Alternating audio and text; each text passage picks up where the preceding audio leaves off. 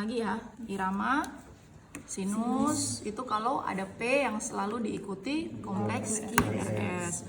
Kemudian sebelum masuk hitung heart rate sebaiknya lihat regularitasnya dulu. Kalau dia reguler, ya nanti cara hitung heart rate-nya kan berbeda ya dengan kalau dia irregular. Reguler atau tidak ya lihat sekilas aja lah. Atau kalau kamu mau detail, biasanya begini nih. Kita ambil kertas, terus kasih gini. Nah, tek, oh ya kurang lebih sama lah ya. Oke, reguler ya. Kemudian kalau dia reguler ya pakai cara yang itu 1500 dibagi jarak R ke R dalam milimeter atau 300 dibagi jarak ke R dalam kotak sedangnya ya. Atau gampangnya langsung lihat kalau EKG otomatis sudah ada ya. Yang masalah kalau dia irreguler. Kalau dia irreguler kita harus menghitung jumlah QRS dalam 6 detik. Dalam 6 detik berapa jumlah QRS-nya? Nanti kita kali dengan 10 ya. Jadi kalau 6 dan kali 10 60. Kalau misalnya kamu dapat 12 berarti 120 kali per menit. Tapi biasanya kita kasih plus minus ya kan kira-kira toh. Oke, kemudian tadi aksis cukup lihat lead 1 dan AVF. Lead 1 positif, AVF positif, normo aksis. Lead 1 positif, AVF negatif, aksis deviation. Lead 1 negatif, AVF-nya positif, dia right aksis deviation. Dua-duanya negatif, dia erat. Pastikan kalau dia aksisnya erat, betul pemfismu, betul pemasangan EKG-mu. Kalau memang jantungnya di kanan, oke, mungkin memang dia erat. Tapi kalau jantungnya masih di posisi yang kiri, jangan sampai kamu salah memasang EKG. Lihat lead AVR-nya. Kalau AVR-nya, maksudnya jantungnya di kanan ya, jadi jantungnya di kiri ya, tapi AVR-nya kok naik ke atas, wah mungkin kamu ketuker pasangnya. Harusnya normalnya AVF-nya ini, AVR-nya ini negatif, P-nya negatif QRS-nya ya. Karena dia lihat berbanding terbalik dengan aksis jantung. Kebalikannya dengan lead 2, dia sejajar dengan aksis jantung. Maka di gambar ini aksis lead 2 adalah yang paling baik ya. Oke, itu untuk sampai di aksis. Sekarang masuk di gelombang P. Gelombang P adalah depolarisasi atrium ya. Jadi ini ya. Nah, normalnya pokoknya hafal saja gelombang P itu lebar dan tingginya nggak boleh lebih dari 2,5 mili ya, milimeter. Ke atas nggak boleh nggak boleh tinggi lebih dari 2,5, ke samping nggak boleh lebih dari 2,5 ya. Ini kalian lihat ini normal ya, ini kan nggak sampai 2 lebarnya ya. Tingginya juga cuma 1 mili kan, ini kan cuman kecil lah, ini tingginya cuma 1 mili kan. Ambil kursi deh kalau kamu capek berdiri. Jadi normal. Kapan kamu dapat P-nya tinggi lebih dari 2,5 mili, tinggi ya, tingginya biasanya begini modelnya, kayak lancip-lancip ya. Itu namanya P pulmonal ya. Kalau DP-nya begini nih, tuh terus QRS-nya begini, tinggi lebih dari 2,5. Nah, itu P pulmonal, itu menandakan adanya right atrial enlargement atau pembesaran atrium kanan. Kalau lebarnya lebih dari 2,5 mili, biasanya dia begini modelnya, kayak ada M-nya ya. Nah, jadi dia P-nya gini. Ini lebarnya lebih dari 2,5 mili ya. Itu namanya P mitral. Itu menandakan ada left atrial enlargement ya. Itu saja untuk gelombang P. Perhatikan lebar dan tinggi. Terus kalau dia tingginya lebih dari 2,5, lebarnya juga lebih dari 2,5 dong. Ya berarti dia biatrial enlargement, dua-duanya besar ya. Kadang kalau dia besar dia begini modelnya. Jadi dia tinggi dan dia lebar ya. Lebih dari 2,5, lebih dari 2,5, ini namanya biatrial enlargement ya. Itu untuk gelombang P. Ambil kursi aja, saya tunggu. Kasihan. Oke, sekarang masuk di PR interval. Lihat PR interval. PR interval selalu dihitung dari awal gelombang P sampai mula kompleks QRS ya. Nah, PR interval normalnya 3 sampai 5 kotak kecil ya. Atau 0, kalau kalibrasinya standar 0,12 second sampai 0,15 20 ya. Kan 1 mili kalau kalibrasi standar sama dengan 0,04 ya. Nah, kan 1 dibagi 25 ya, sama dengan 0,04 kan ini toh. 0,04 sorry. Jadi kalau 3 sampai 5 mili 0,12 sampai 0,20. Hitungnya dari awal gelombang P mana. Kamu gak usah cari pusing, cari yang jelas. Ini lihat 2 yang cantik gelombang P-nya ya. Ini kan dari sini 1, 2, 3, 4, 5. Pas ya, 5. Berarti kira-kira 200 second, 200 milisecond atau 0,2 second ya. Kita lihat di hitungan ininya. Enggak beda ya. Tapi nggak apa-apa, kamu hitung saja. Yang jelas masih dalam rentang normal. Kalau dia memanjang, PR interval memanjang lebih dari 0,20, itu berarti ada namanya block ya.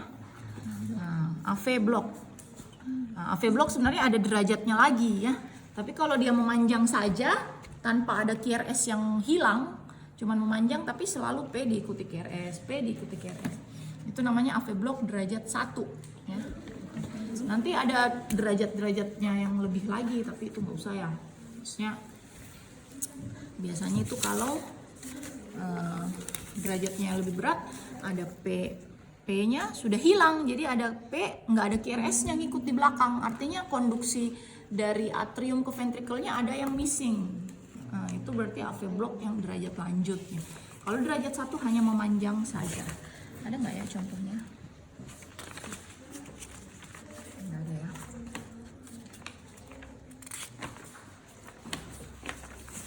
Oke, kalau memendek, ada juga yang memendek. Jadi PR intervalnya kecil, pendek sekali. Jadi P langsung QRS ini dari sini ke sini mungkin cuma 2 kotak. Nah, itu biasanya pada kasus adanya aksesori pathway ya. Jadi kan normalnya jalur konduksi SA AV kan normalnya hanya dari atrium ke ventrikel hanya lewat sini. Kalau ada jalur konduksi tambahan, nah dia lewat sini, dia tidak mengalami perlambatan sehingga PR intervalnya memendek ya. Tapi itu tidak saja ya. Oke. Nah, nanti kalau mau baca-baca ada namanya AV block. Ini AV block ya, karena ini yang sering kasusnya AV block derajat 1. Nanti baca lagi PR interval memanjang ya. Memanjang tanpa ada QRS yang hilang. Jadi QRS-nya lengkap, P-nya lengkap, diikuti QRS ya. Ada juga AV block derajat 2. Nah, kalau derajat 2 ini ada 2 tipenya, tapi yang jelas kalau derajat 2 itu sudah ada P yang hilang. Jadi PR interval ada gelombang P yang tidak diikuti kompleks QRS. Misalnya dia begini, P QRS T, P enggak ada QRS-nya, P lagi QRS T. Ini berarti ada P yang tidak diikuti kompleks QRS, tapi tidak selalu ya. Nanti ada namanya total AV block. Nah, total AV block berarti sama sekali tidak ada konduksi di sini.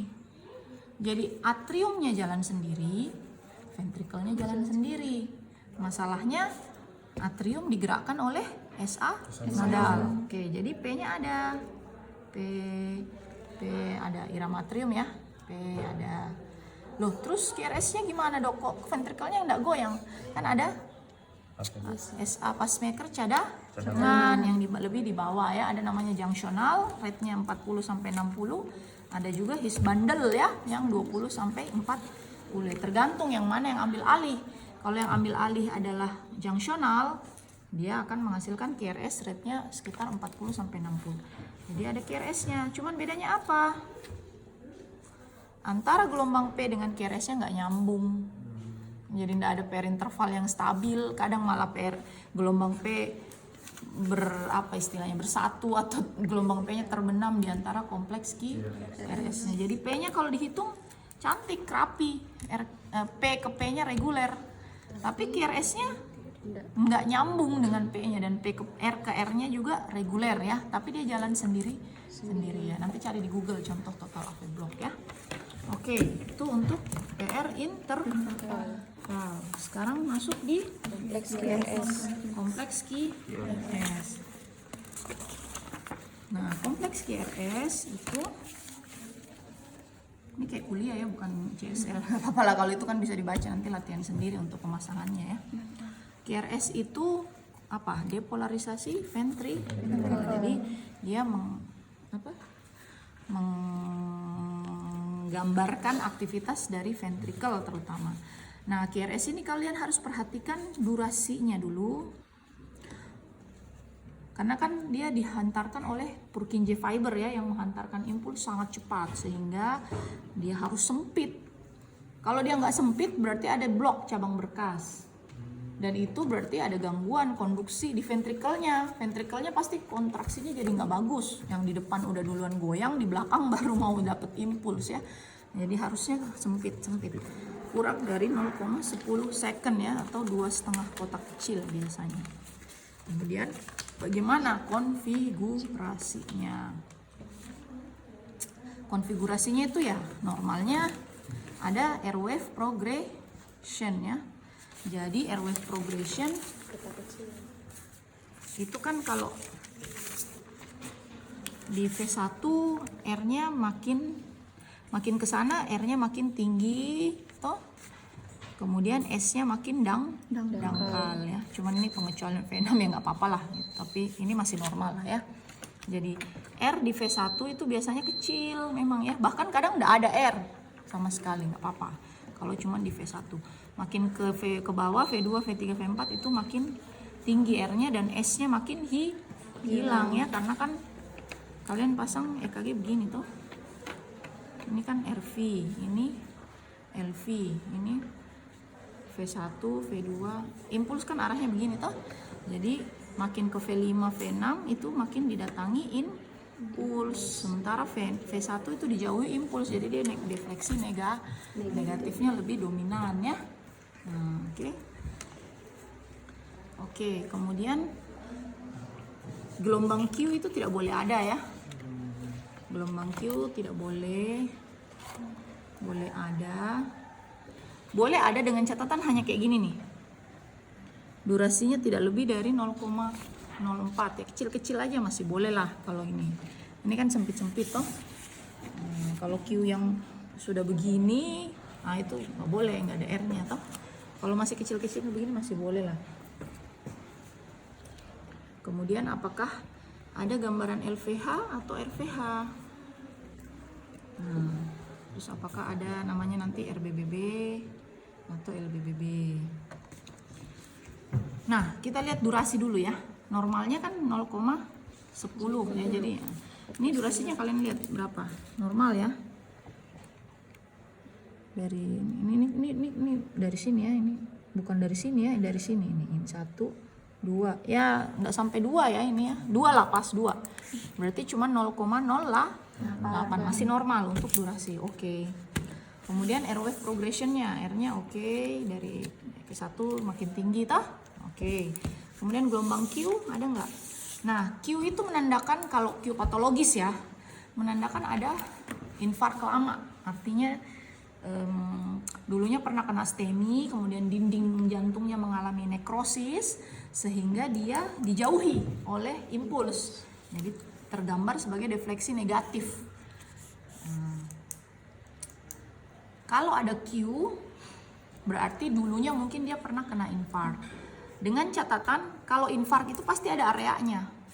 Areanya bagaimana menentukan area? Jadi yang tadi kalau lead ekstremitas itu area pasangan ya, pasangannya 1 dengan AVL yang tadi, yang ini kan gambarnya. Nah, pasangannya 1 adalah lead AVL. Kemudian lead itu namanya lead area ya, itu namanya area high lateral. Jadi kalau ada Q di 1 dan AVL, kemungkinan area high lateralnya yang di bagian atas kiri atas itu pernah kena infark di situ. Atau kalau nanti ST elevasi di 1 AVL berarti dia STEMI-nya di area situ ya. Kemudian inferior pasangan 2, 3 AVF. itu adalah pasangan untuk area inferior. Jadi kalau ada Q itu kalau cuma delete 2 saja tidak bermakna ya. Ini Q ya, tapi Q yang masih normal ya. Kalau masih kecil begini enggak apa-apa. Q-nya kalau sudah dalam-dalam, udah lebar-lebar udah harus. Ini kan belum cukup 1 mm ya. Lebarnya ya cuma setengah mili ya, setengah kotak kecil aja ini. Jadi masih boleh lah. Tapi Q itu yang sudah begini toh. Nah, itu Q yang udah dalam, lebar. Lebarnya melebihi 1 mili, ya itu Q. Jadi kalau kamu ada dapat Q di delete 2 saja, belum dianggap Q patologis. Nanti dia ada pasangannya di 2, 3 dan AVF. Kalau ada Q di area tersebut, namanya berarti OMI inferior, karena dia area inferior ya, 2, 3 AVF ya. Itu untuk limb lead. Kalau untuk precordial lead, pasangannya adalah yang berdekatan. Jadi V1, V2 ya. V3, V4 atau V1, V2, V3. Pokoknya yang berdekatan lah. Kemudian V5, V6. Ini semua adalah area anterior dari jantung. Tapi kalau mau detail, ini lateral, ini septal, ini anterior ya. Jadi kalau misalnya V1, V2, V3 bilangnya anteroseptal. Kalau V2, V3, V4 bilangnya anteroseptal lah. Kalau sorry ini salah. V1, V2 itu septal ya. Ini anterior.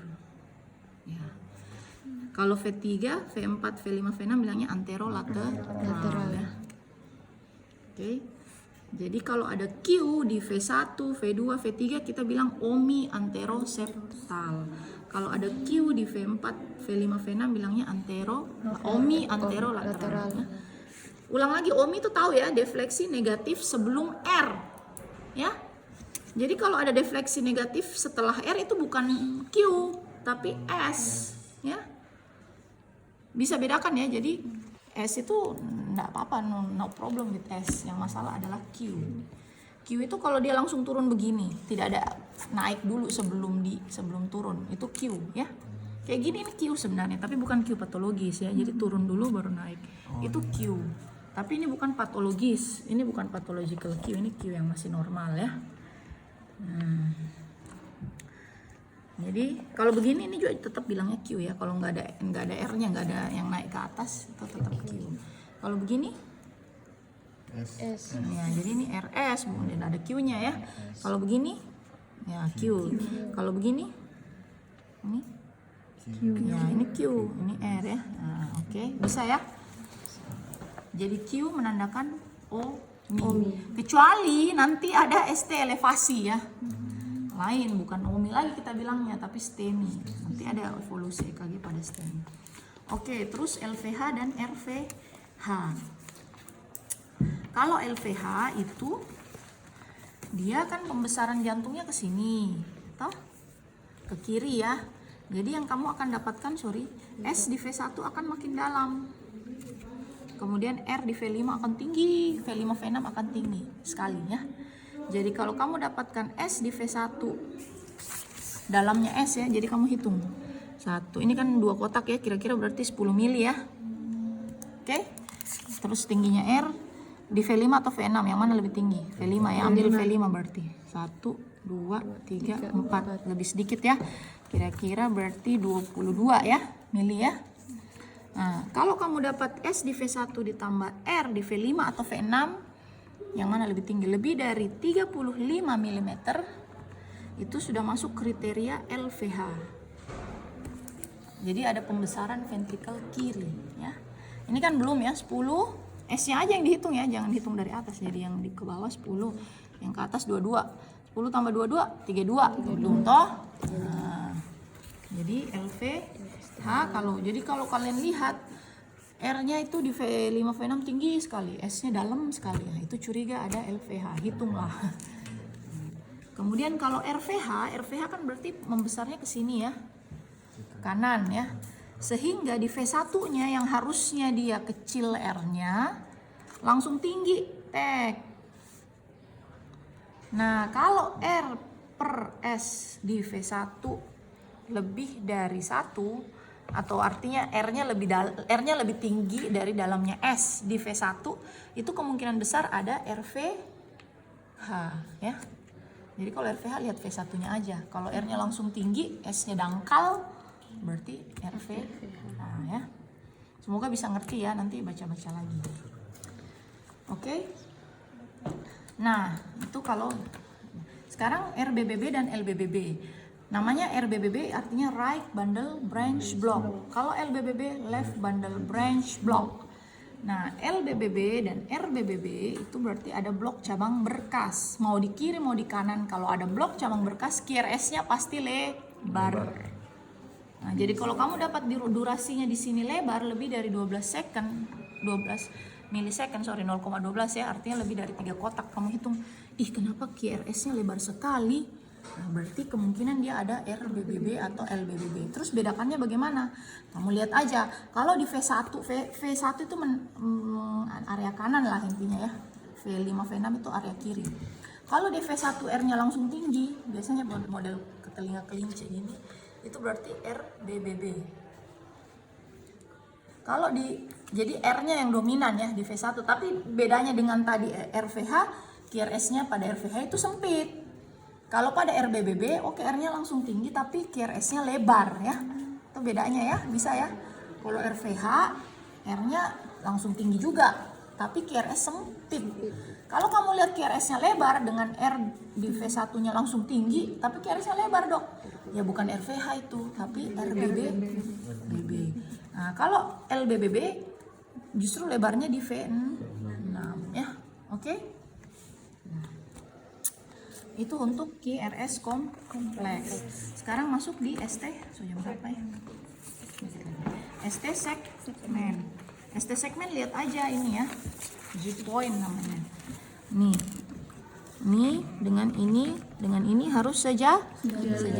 Jadi kalau ada dia naik berarti itu elevasi. Kalau dia ada turun, kalau naik kayak gini ya, nanti cari lagi gambarnya. Ini kan naik ya, ST segmennya sudah naik ya.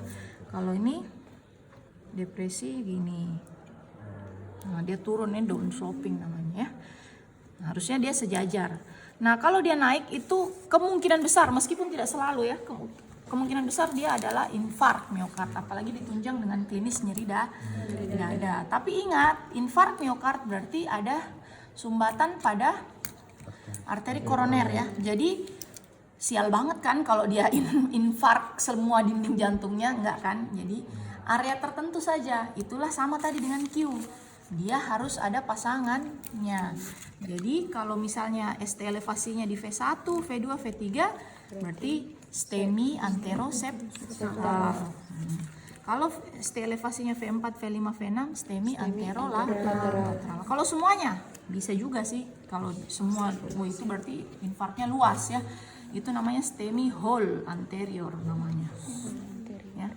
Terus kalau ST elevasinya cuma di lead 2, 3 VF dok, berarti namanya STEMI inferior ya. Oke, bisa ya. Nah, kalau depresi itu berarti iskemi ya, bacanya iskemi bukan STEMI, iskemik saja. Tapi kalau ST elevasi kita bacanya sebagai ST elevasi miokard infark atau STEMI ya, akut miokard infark atau STEMI. Tapi kalau ST depresi bacanya iskemi ya. Jadi iskemi anteroseptal misalnya, atau iskemi inferior. Ya ini sebenarnya pembahasannya harus beberapa kali pertemuan, cuman ini karena satu kali jadi kita rapatkan aja nanti latihan. Oke, kemudian gelombang T, normalnya T-nya itu harus upright ya. Jadi mengikuti kompleks QRS-nya, kecuali di V1 T inverted kecil begini nggak masalah ya, karena QRS-nya cenderung ke bawah, maka T-nya juga biasanya inverted kecil, tidak apa-apa kalau cuman di V1. Tapi kalau terus sampai ke bawah, nah itu berarti T invertednya kemungkinan di kausa iskemi. Ada juga namanya titol. Titol itu T-nya tinggi, tuh hampir sama dengan tinggi QRS-nya ya. Ini biasanya takutnya kondisi hiperkalemia biasanya. Nice to know aja lah ya. Kemudian ada T-flat. Ada juga T-flat, jadi T-nya hampir nggak kelihatan. Nah, biasanya ini hipokalemi lawannya. Oke.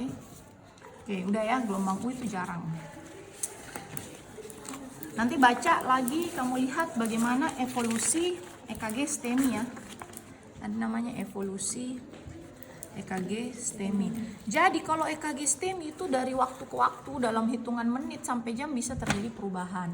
Kalau misalnya dalam 10 menit saja nyeri dada, biasanya belum ada ST elevasi karena masih baru ya. Yang ada namanya hiperakut T. Dia mirip titol, tapi kalau titol itu ada jedanya ya. Kalau titol dia begini, ada ST segmen. Tapi kalau titol pada hiperakut T, ini biasanya bersatu dengan KRS kompleksnya ya. Ini hiperakut T namanya pada STEMI.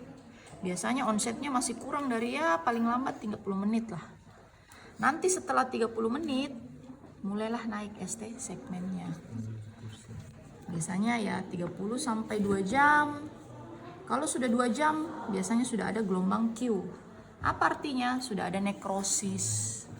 Nah, makanya STEMI itu harus cepat ditangani, direperfusi namanya, supaya mencegah terjadinya nekrosis atau kerusakan jantung yang permanen ya. Nah, nanti ini biasanya 2 jam sampai 12 jam. Ini paling ideal untuk dilakukan reperfusi. Bisa dilakukan trombolitik ya namanya, atau primary PCI ya. Tapi ini tidak ada di sini. Trombolitik aja, nanti baca lagi bang kuliahnya, siapa yang mau dokter asis ya. Kemudian kalau sudah lebih dari 12 jam biasanya Q-nya makin dalam, artinya kalau tidak direperfusi ya. Nah, kemudian ST elevasinya ya tetap. Nanti kalau sudah lebih dari, biasanya ini 12 sampai 24 jam. Kalau sudah lebih dari 24 atau 48 jam, 48 jam, biasanya dia T-nya jadi inversi ke bawah. Ini biasanya sudah late onset, artinya terlambat. Nanti baca-baca lagi lah. Ini naik nastuno juga. Oke, sudah. Ini contoh-contoh EKG. Nah, ini latihan ya, untuk latihan. Ini kalian lihat. Nah, ini kelainan aja langsung ya. Irama kan sinus ya. Nah, ini artefak ini. Bukan heart rate. Kira-kira berapa ini? 1, 2, 3, 4 lebih dikit. Ya kira-kira 70-an lah ya. Ya 300 dibagi 4. Ya 70-an kan, 75. Irama sinus reguler ya. Aksis 1 AV. Ini 1 ke atas, AVF-nya ke bawah kan, ini lebih cenderung ke bawah ya. Jadi LA D ya. Kemudian gelombang P. Nih masih normal ya. Per interval normal lah. Nah, KRS kompleks. Kalau lihat KRS kompleks, lihat langsung pasangannya. 1 AVL normal. 2 3 AVF normal ya. Tidak ada Q kan? Nah, oke, lead extremis. Kalau di lead precordial ya lihatlah secara berurutan. V1, V2. Ini Q ya? Iya. Q.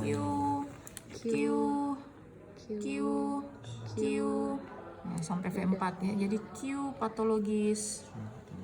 V1 sampai V4. ST segmen. Elevasi.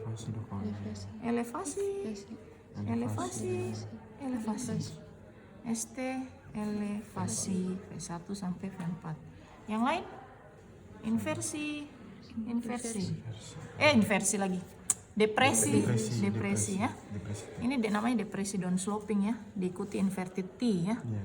Nah, jadi depresi V5, V6, ini lagi 1 AVL ya.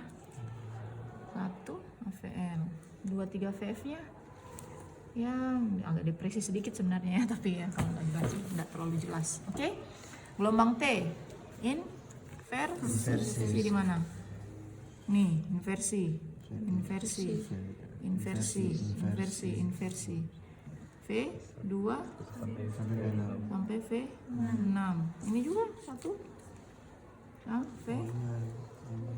Ini kan inverted toh? Oke, setuju ya? Nah, jadi kesimpulan, karena dia ada ST elevasi. Nah, ini tadi yang saya bilang, ini adalah evolusi STEMI. Kemungkinan ini onset sudah 2 hari. Yang tadi saya bilang ada ST elevasi, T-nya inversi ya. tapi STEMI yang lead on set. Jadi kesimpulan, sinus ritm, heart rate 70 kali per menit, LAD, STEMI, V1 sampai V4, anteroseptal. Kalau mau baca tambahan lagi iskemi lateral boleh. Kan V5 V6 toh? Satu AVL high lateral ya, sama lateral juga ya. Oke, bisa ya? Ya harus latihan memang ini. Oke, ulang lagi. Ini irama. Ada P selalu diikuti kompleks QRS, berarti sinus ya. Heart rate 1 2 3 4 pas 4 300 ya, 75 ya. Reguler, aksis 1 AV F, normal aksis ya, normal ya. Kemudian gelombang P normal, per interval 1 2 ya, masih normal lah ya. Kompleks QRS ada Q nggak? Q-nya ingat 1 AVL nggak ada, 2 3 AVF nggak ada, V1, V2, V3, V4, V5 aman ya. Kemudian R-nya nggak tinggi kan? R wave progressionnya boleh lah ya, masih bagus. R-nya tidak begitu tinggi, jadi LVH juga enggak. Durasi QRS-nya masih sempit kan? Oke, berarti QRS-nya masih normal. Segmen ST-nya, nah ini yang bermasalah. 1 AVL, ada depresi dikit ya, sedikit ini juga ya. Boleh tulis depresi 1 AVL.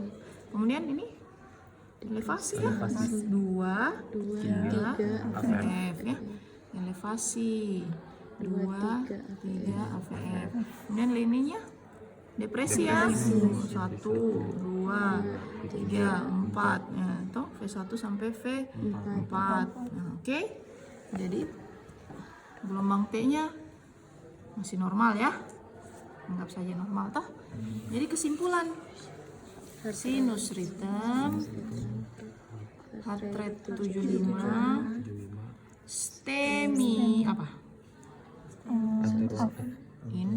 Yang elevasi inferior. Dengan iskemi anteroseptal boleh, at lateral boleh, at high lateral ya.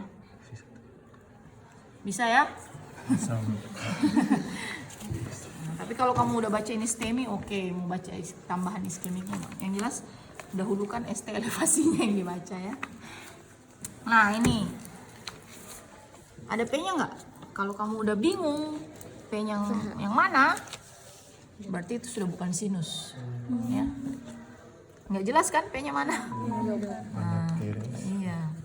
Jadi irama bilang aja asinus. Heart rate, nah pastiin dulu ini reguler atau irregular, reguler atau irregular. Nah, tadi tek.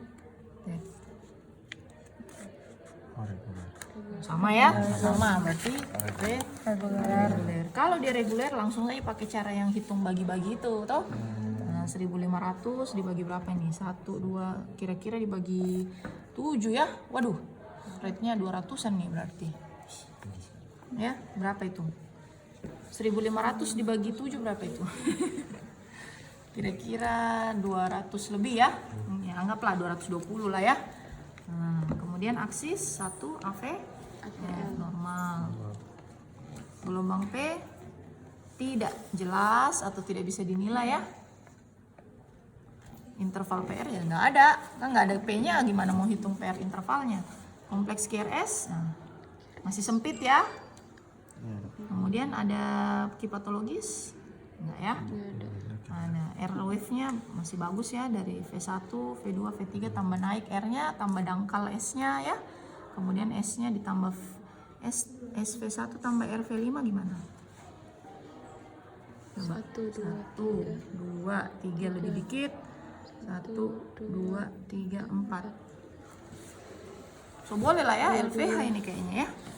Jadi S V1 tambah R V5 lebih dari 35 mm. Segmen ST Ya, kalau mau bilang ini depresi boleh, kalau mau biasanya memang kalau takikardi itu namanya iskemia relatif ya. Jadi kadang ST depresi di semua lead karena dia cepat, jadi kebutuhan oksigennya tinggi. Anggap saja normal lah ya. Kemudian gelombang T normal juga ya, normal. Nah, kasus begini karena belum ada kuliahnya ya, tapi kalau ada R ke R reguler dengan P tidak jelas, dengan QRS sempit, itu namanya SVT, supraventricular tachycardia.